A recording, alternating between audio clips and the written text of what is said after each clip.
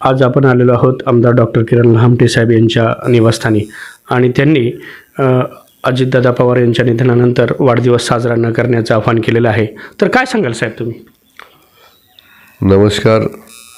आज माझा जन्मदिन, त्यानिमित्तानं आपण पुणे जिल्ह्यातून भेटीसाठी आलात. मनापासून तुमचं आभार. खरं तर ही सकाळी 6:45ची वेळ आहे आणि मी आता अगस्ती दर्शनासाठी आणि श्रीकृष्ण दर्शनासाठी जात आहे. माझं श्रद्धास्थान अगस्ती महाराज.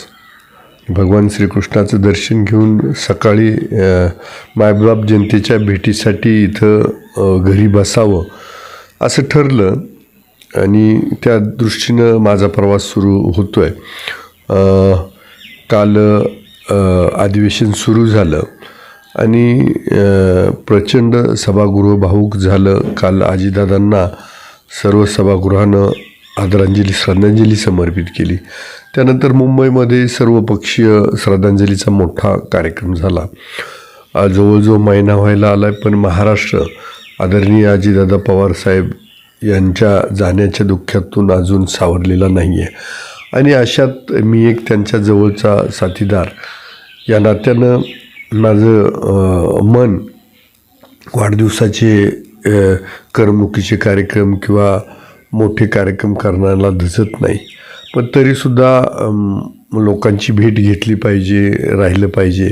आणि मग कार्यकर्त्यांनीच ठरवलं की ठीक आहे, कार्यक्रम बाकीचे नाही करायचे तर ग्रामस्वच्छता अभियान राबवायचं. आता तुम्ही पाहत असाल की आजचा 3रा दिवस आहे राजूर स्वच्छतेचा, ग्रामस्वच्छतेचा अभियान इथल्या राजूर विकास आघाडीच्या नावानं सुरू आहे.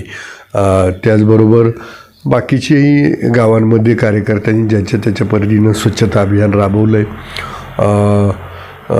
आज एक आरोग्य शिबिर महिलांसाठी, मुलांसाठी, त्याचबरोबर डोळ्याचं शिबिर कार्यकर्त्यांनी ठेवलं आहे, डॉक्टर्स मंडळीने आमच्या ठेवलं आहे.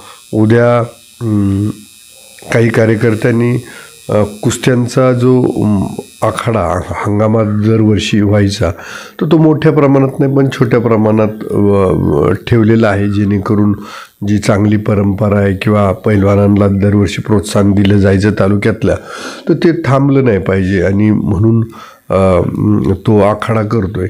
आणि त्याचा परिणाम असा झाला होता की आपण जेव्हा 5-6 वर्षापासून हा कुस्त्याचा आखाडा करायला लागलो तर आजूबाजूच्या गावांमध्ये पण कुस्त्याचे आखाडे चांगले व्हायला लागले, पैलवान नवीन नवीन तयार व्हायला लागले आणि प्रोत्साहन पैलवानांना भेटायला लागलं. ती अशी चांगली जी काही कामं आहेत किंवा जी वाढदिवसाच्या निमित्तानं समाज उपयोगी जे काही करायचं आहे तर त्यासाठी काही बंधनं आम्ही ठेवली नाही. फक्त अवास्तव खर्च असणे टाळलं पाहिजे त्याच्यामध्ये.